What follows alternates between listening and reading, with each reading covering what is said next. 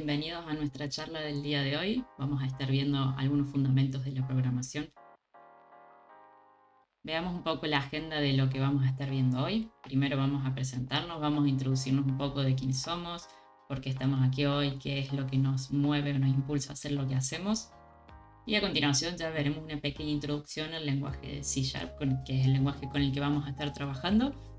Ya metiéndonos luego en un poquito más técnico, vamos a ver lo que son definición de variables y los distintos tipos de datos que nos ofrece .NET por defecto y los tipos de datos que podemos crear nosotros custom o del usuario. A continuación veremos algunos de los flujos de control que se usan en la programación.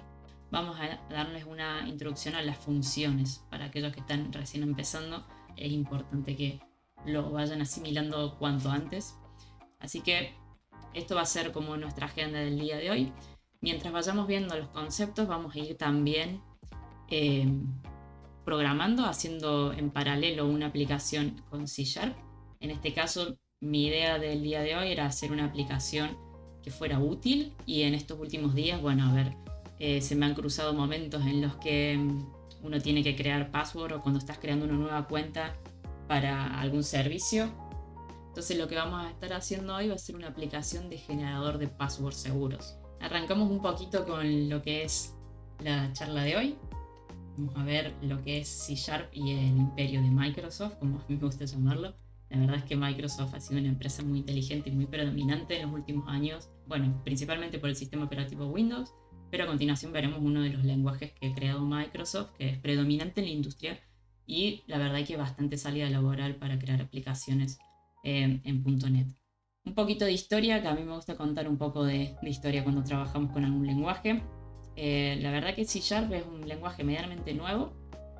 Ha nacido allá por el año 2003 y se lanza en conjunto con el framework de .NET y Visual Studio, que Visual Studio es un IDE, un editor de código que se utiliza bastante en conjunto con lo que es C# y toda la plataforma de .NET. Aquellas primeras versiones que surgieron de C#, la verdad es que eran muy básicas y tenían mucha similitud con lo que es el lenguaje de Java. Y en aquel entonces todas las aplicaciones ligadas a .NET o a C# eran aplicaciones que solamente ibas a poder ejecutar en un entorno de Windows, por lo tanto era muy cerrado para cierta plataforma. Pasan un par de años, Microsoft se da cuenta de que apuntar solamente a una plataforma como es Windows a largo plazo no les iba a traer muchos beneficios, y es por esto que en 2014 anuncian el lanzamiento de NetCore, que es el primer framework open source y multiplataforma, y su intención era que sea el sucesor de .NET Framework. En la actualidad, al día de hoy, al momento de dar esta charla, lo que sería .NET, la versión 8 con la versión de C# 12 es la última versión estable que está ahí, que podemos descargar desde la web.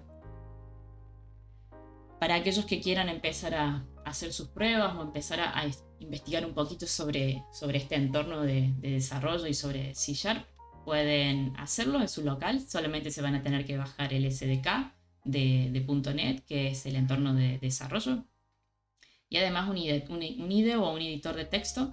Hoy en día Visual Studio Code es bastante popular, pero bueno, si tengo que ser honesta, en mi preferencia utilizo Visual Studio cuando estoy trabajando con C#, ya que tienen mejor soporte, pero bueno, cualquiera de estos dos IDEs les va a servir. Y una pequeña nota es notar que solamente Visual Studio está disponible solo para Windows y Mac OS. La verdad que la versión de Mac OS tampoco es tan buena, así que si están en Linux van a tener que descargar Visual Studio Code. Acá les dejamos el link por si luego quieren descargar el SDK y el IDE. Continuamos entonces, nos adentramos un poco ya a C#, vamos a empezar viendo las variables y los tipos de datos. Las variables, para aquellas personas que están introduciéndose en la programación, es una manera de guardar o almacenar un dato o un valor en programación. En C#, a diferencia de otros lenguajes de programación como JavaScript o Python, es un lenguaje que se denomina que es fuertemente tipado. Es decir, cada vez que tengamos una variable o una constante, esta variable tiene que tener un tipo especificado, definido, un tipo definido implícita o explícitamente, eso no importa, pero este tipo no cambia a lo largo de la ejecución del programa. Es decir, si yo declaro una variable de tipo string, por ejemplo last name, esta variable durante toda la ejecución del programa va a ser de tipo string. Y si yo quisiera asignar un entero a la variable lastName, el compilador me va a tirar un error. En este caso no voy a poder ni siquiera compilar mi aplicación porque hay una diferencia de tipos. En otros lenguajes como JavaScript, la verdad es que esto se permite y es más permisivo en ese caso. Las dos maneras que tenemos de declarar una variable en C# es mediante la declaración implícita, es con el keyword var, con la palabra reservada var, y a continuación el nombre de la variable, y el igual para asignarle un valor. Y si no, de manera explícita es declarando el tipo de la variable primero, que en este caso es string, y a continuación el nombre, la asignación con el valor. Si nos vamos un poco a los tipos de datos, tenemos tipos de datos que ya vienen por defecto con el lenguaje de C#. Esto es muy común en cualquier lenguaje de programación. Algunos tipos de datos que vienen por defecto, por ejemplo, pueden ser los booleanos, los strings, los caracteres, aquellos tipos de datos que son más aritméticos, como los doubles, los ints, los longs. Estos son algunos pocos de toda la lista. Si quieren ver la lista completa, aquí les vamos a dejar el link para que luego puedan acceder a ella. Y además de venir ya con algunos tipos de datos que vienen por defecto, C# nos permite crear nuestros propios tipos de datos o del usuario mediante algunos keywords o palabras reservadas como clases, class, interface, struct, record y enum. Bueno, vamos a ver aquellos flujos de control que son comunes en todos los lenguajes de programación, aquellas sentencias que podemos escribir, y vamos a ver cómo las escribimos en C#. Una muy común, muy útil también, el if y el else. If-else, para aquellos que no conozcan bien cómo se utiliza, es una sentencia que se utiliza, un flujo de control que se utiliza para ejecutar un bloque de código si se cumple cierta condición, y si no se cumple la condición, ejecutar otro bloque de código. En este caso, por ejemplo, vamos a mostrar por la consola call, la palabra call, si la temperatura en Celsius es menor a 20.0. Caso contrario, es decir, si la temperatura es mayor o igual a 20.0, se va a mostrar perfecto. Tenemos distintas versiones que podamos escribir. Podemos escribir solamente un if. En este caso, en este ejemplo, se va a mostrar esta línea de aquí, el warning not acceptable value, solo si el value es menor a 0 o el value es mayor a 100. Y también podemos tener if-else anidados. En este caso, lo que hace el if-else anidado va a chequear la primera condición. Si la primera condición es falsa, va a pasar a evaluar la segunda condición. Si esta condición es falsa, va a evaluar la tercera, y así sucesivamente. Y si todas las condiciones del if son falsas, se va a terminar ejecutando el bloque del else. Si alguna de estas condiciones, por ejemplo, si la primera condición se cumple, es decir, esto es true, que el carácter es upper, se va a mostrar por consola esta línea de aquí y va a salir y no va a ejecutar las otras condiciones. Otro flujo de control bastante común y usado y muy útil es el for, son los ciclos. El for es una manera de ejecutar un bloque de código repetidamente o en muchas ocasiones. El for se ejecuta un bloque de código mientras una expresión que está entre paréntesis sea true. En este caso tenemos un índice, una variable i que arranca desde 0, y la condición que se tiene que cumplir es que i tiene que ser menor a 3. Mientras esta condición se cumpla, mientras sea true, se va a ejecutar el bloque del for. Y en la última parte del for vamos a estar aumentando i en 1 por cada iteración. Otra manera de escribir un for es por medio de un for each, que ejecuta un bloque de código por cada elemento que hay en una colección. Por ejemplo, tenemos una lista de números, y si escribimos for each e internamente declaramos una variable llamada element, esta variable va a ser de tipo entero, el for va a ir iterando, va a ir ejecutándose por cada elemento de la lista. Entonces la variable element va a contener el valor de cada elemento de la lista, y en cada iteración lo que va a hacer es ejecutar el bloque de código del for. En este ejemplo, la primera iteración nos va a mostrar 0 más un espacio. En la segunda iteración nos va a mostrar 1. Nos va a volver a mostrar en la tercera 1, 2 y así sucesivamente hasta llegar al 13. Lo que vamos a hacer entonces a continuación es crear nuestra aplicación de consola.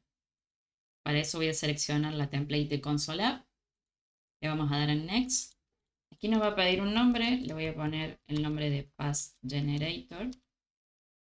Este va a ser el path en donde va a estar nuestra solución, nuestro proyecto. Vamos a darle que creamos una nueva solución y este tick es para decir que la solución esté en el mismo directorio que el proyecto. La siguiente pantalla nos va a preguntar por la versión de .NET que queremos utilizar. Para el ejemplo yo voy a estar utilizando .NET 8 y este tick lo voy a dejar habilitado.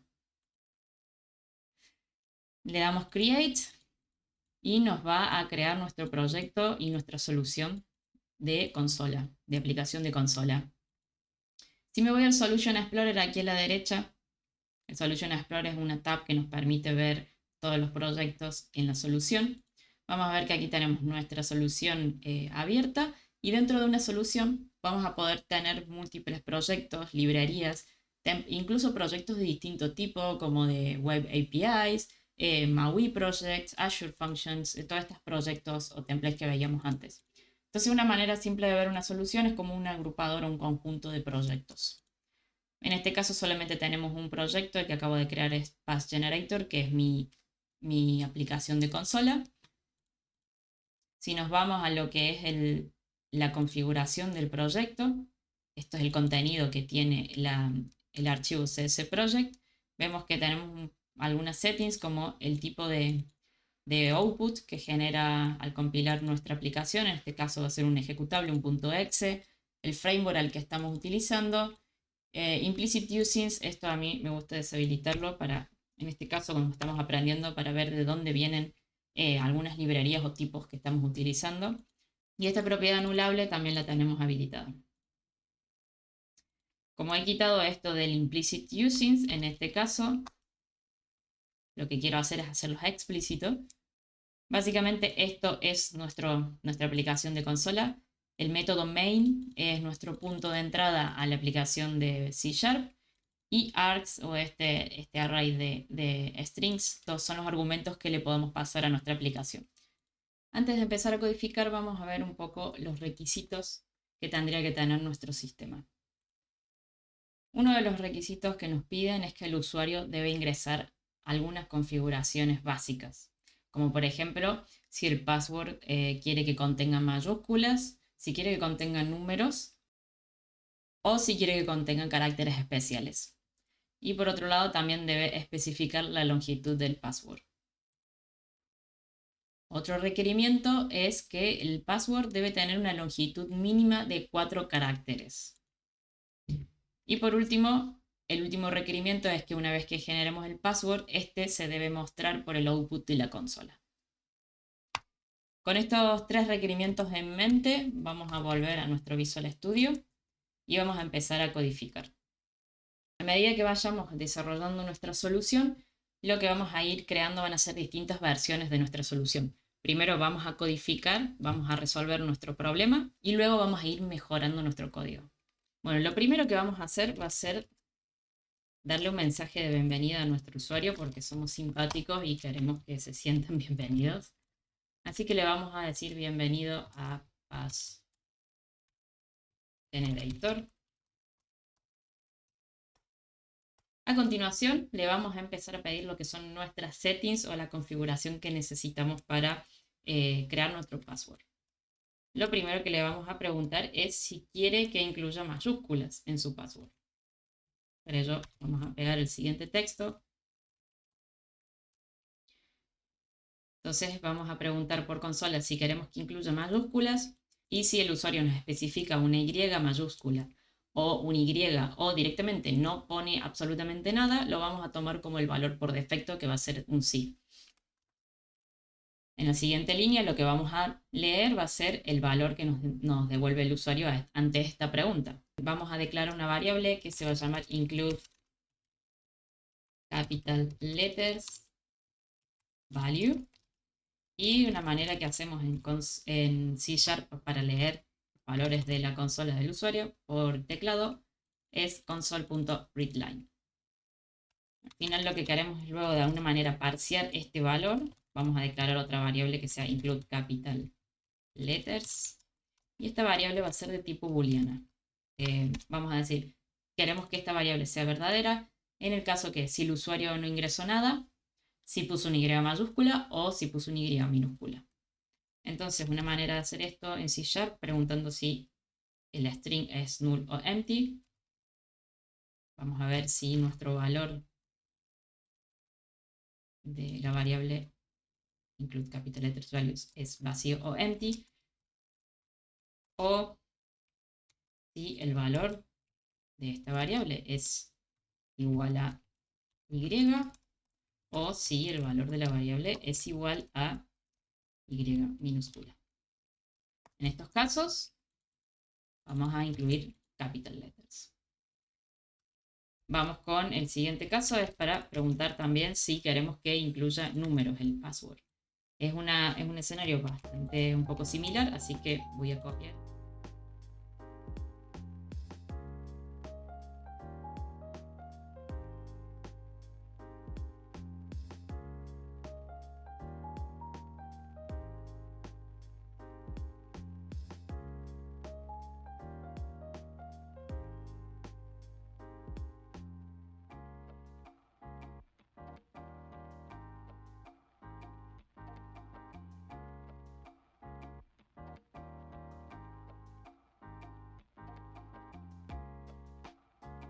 Entonces, vamos a tener nuestros booleanos, dependiendo si el usuario quiere o no que se incluyan mayúsculas, si se incluyen números o caracteres especiales.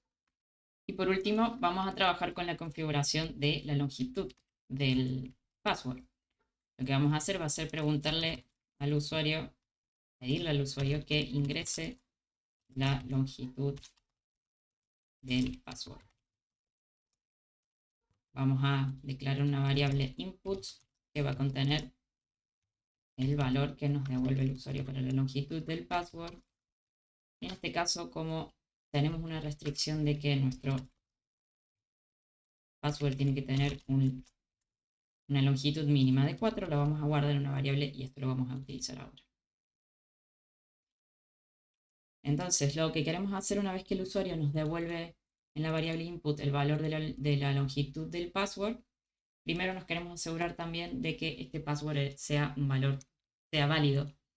Para ello vamos a usar un método, una utility que tiene la librería, la clase int, que lo que hace es intentar hacer un try parse, que es intentar parsear una string a un entero, como si hiciéramos un casteo también. Y el nombre de la variable que lo voy a declarar va a ser parseLength. Entonces, una vez que intentamos parseamos nuestro input, lo que vamos a chequear para asegurarnos que la contraseña no tenga menos de 4 caracteres, y esto estaría bueno ponerlo aquí. Vamos a advertirle al usuario que el mínimo de esta variable era aquí. Y lo que tenemos que hacer para imprimir variables cuando tenemos una string es prefijarlo con el signo $, y poner la variable entre llaves. Entonces lo que vamos a hacer es, si nuestro valor, el valor que nos pasó el usuario, es menor al minlength, lo que vamos a decir es, en realidad no le vamos a advertir nada al usuario, sino que vamos a asignar el valor del password al valor mínimo que tendría que tener. Con esto nos aseguramos que nuestro password tenga un valor mínimo de 4. Ahora, a continuación, lo que tenemos que hacer, vamos a empezar a trabajar en nuestro conjunto de caracteres. Para ello, yo tengo aquí ya creadas algunas constantes para los caracteres. Voy a pegar aquí y lo vamos a explicar.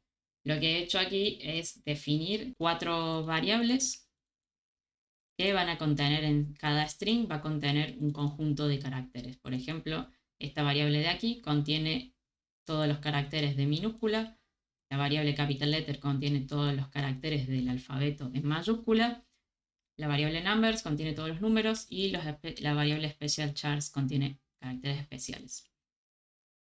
Y lo que vamos a codificar a continuación es, en base a la configuración que nos especificó el usuario, empezar a construir un conjunto de caracteres que vamos a utilizar para generar nuestro password. Para ello voy a utilizar la clase charSet y voy a poner el nombre charSet a la variable y voy a utilizar la clase StringBuilder. Esta clase StringBuilder es una utilidad que se utiliza mucho cuando queremos trabajar con strings y que los vamos a estar modificando constantemente. En este caso vamos a tener un string que vamos a estar agregando valores dependiendo de la configuración del usuario. Entonces es óptimo o mejor utilizar esta clase StringBuilder. Y uno de los constructores que tiene esta clase es que le podemos pasar un valor, una string por el argumento. El primer argumento es lowercase letters porque queremos que todos los passwords tengan lowercase mínimo. Y de aquí vamos a empezar a preguntar si vamos a empezar a hacer if el usuario quiere que se incluyan capital letters. Lo que vamos a hacer es decir, bueno, a mi charSet le hago un append, que este es el método que se utiliza para concatenar o para sumar más caracteres a mi lista de caracteres que ya tengo inicialmente. Y le vamos a hacer un append de capital letters. De nuevo, otro if. Vamos a preguntar si tenemos la variable include numbers es true. Vamos a incluir también los caracteres de números dentro de mi conjunto de caracteres. Y por último, tenemos que chequear si queremos incluir caracteres especiales. Lo que vamos a hacer es en el charSet hacer append de mi constante con los valores de los special characters. El siguiente paso entonces va a ser empezar a construir nuestro password.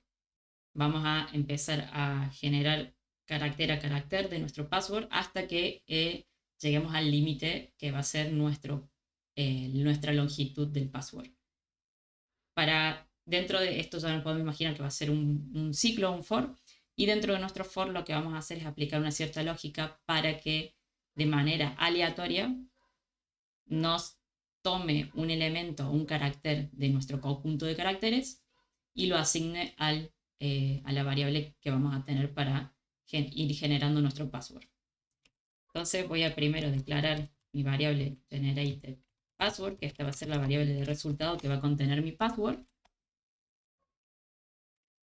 Y a continuación voy a hacer un for. Voy a declarar la variable i, que va a funcionar como índice, que va a ir de 0 hasta i menor a pathlength, y por cada iteración del ciclo voy a aumentarlo en 1. Ahora, dentro de cada iteración lo que vamos a hacer uso de una librería que se llama random. Es muy útil para cuando queremos generar valores aleatorios. Si la quisiéramos usar, está dentro de system, del namespace de system. Entonces, ya haciendo new random nos crea una instancia de esa clase. Y dentro de mi ciclo de for, lo que voy a hacer es decir random.next. Esto me genera un número entero aleatorio. Este número entero aleatorio lo queremos usar como índice de nuestro conjunto de caracteres. Este charSet, háganse la idea que va a tener la siguiente pinta. Dependiendo de la configuración del usuario, va a tener esta pinta y los números. Si nos dijo que insertáramos números, pero no caracteres especiales, entonces nuestro charSet va a tener esta pinta. Y lo que vamos a hacer va a ser, con la librería random, vamos a generar un número random entre 0 y la longitud de nuestro conjunto, que nos va a servir como índice. Es decir, por ejemplo, si nos genera el número 1, si nos devuelve el número 1, es decir, vamos a acceder al elemento en la posición 1 de nuestro conjunto. En este caso va a ser la letra B. Y esta letra se la vamos a concatenar a nuestro password que vamos a ir generando.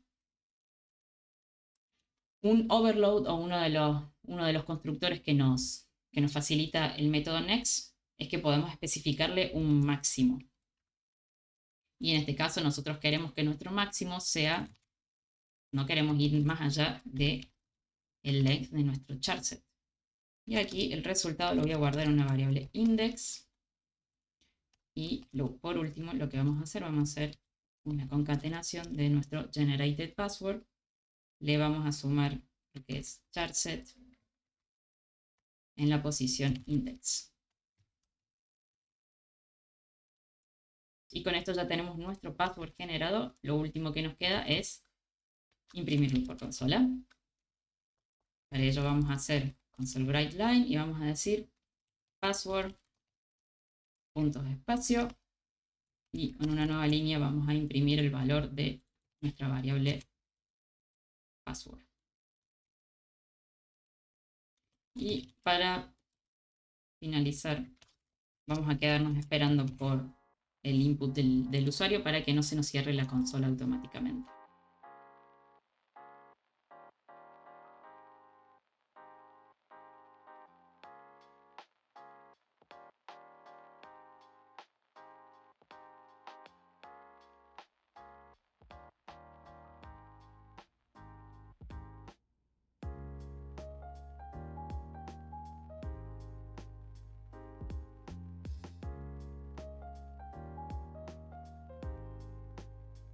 Luego que hicimos un par de pruebas sobre nuestro sistema y verificamos que cumple los requisitos básicos, el siguiente paso que vamos a hacer va a ser refactorizar un poco nuestro código, hacer un código un poco más limpio e incluir funciones.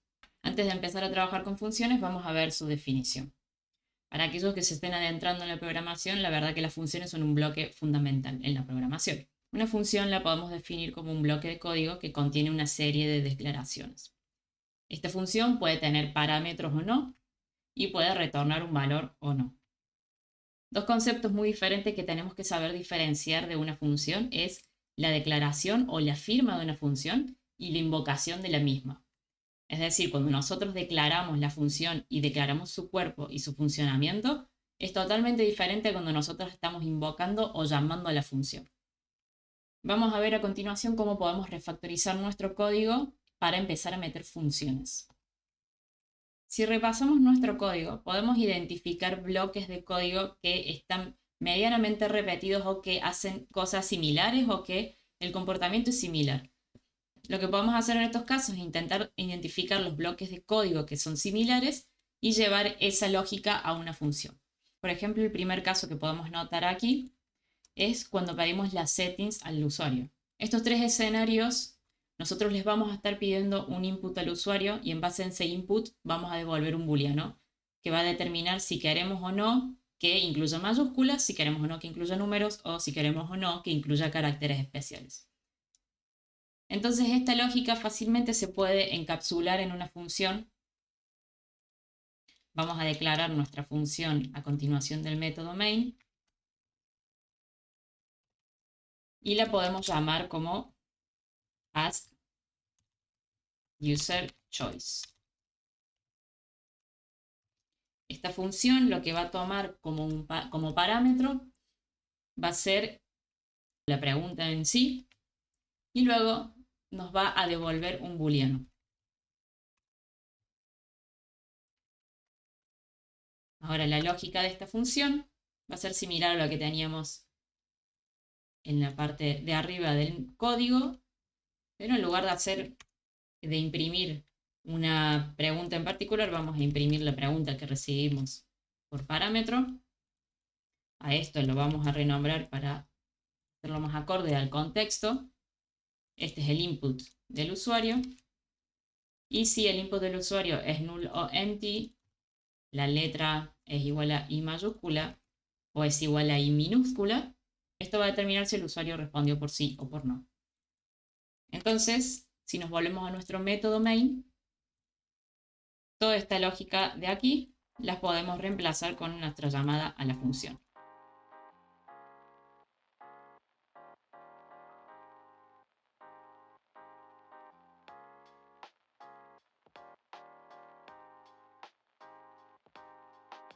Aquí ya podemos ver la diferencia de la cantidad de líneas y cómo hemos encapsulado una lógica dentro de la función. La siguiente parte que podemos ver, o el siguiente bloque de código que podemos diferenciar, es este de aquí, en donde pedimos la longitud del password. Esto también lo podemos encapsular dentro de una función. Y aquí podemos decir, bueno, passLength va a ser el valor que me retorne mi función que vamos a llamar getPasswordLength. Y la vamos a definir aquí debajo, a continuación de la función que acabamos de definir. Esta función, en lugar de devolvernos un booleano, nos va a devolver un entero. No va a tener ningún parámetro. Y lo que va a hacer preguntar por el password, la longitud del password. Lo va a leer y lo va a intentar parsear. Y aquí vamos a tener que retornar passLength.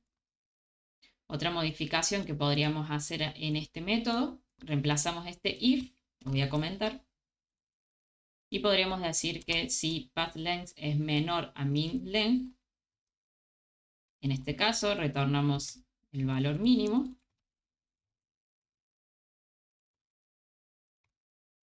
y si no, retornamos el valor passLength.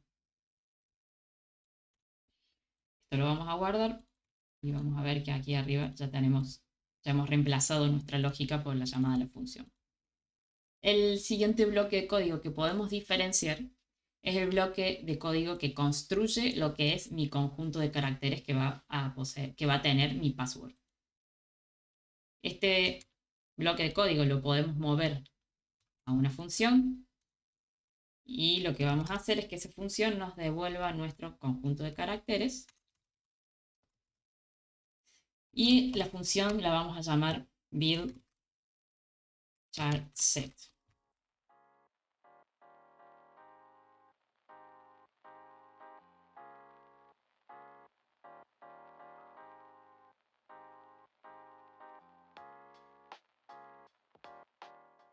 Y aquí le vamos a pasar nuestros flags. El segundo parámetro es includeNumbers. Y el tercero, el includeSpecialCharts. Y ya con esto, en nuestra variable chartSet, tenemos nuestro string con todos los caracteres que va a contener nuestro password. Y por último, esta lógica de aquí la podemos encapsular en una función que se puede llamar generatePassword. Esta función va a tomar como argumento la longitud del password y el conjunto de caracteres.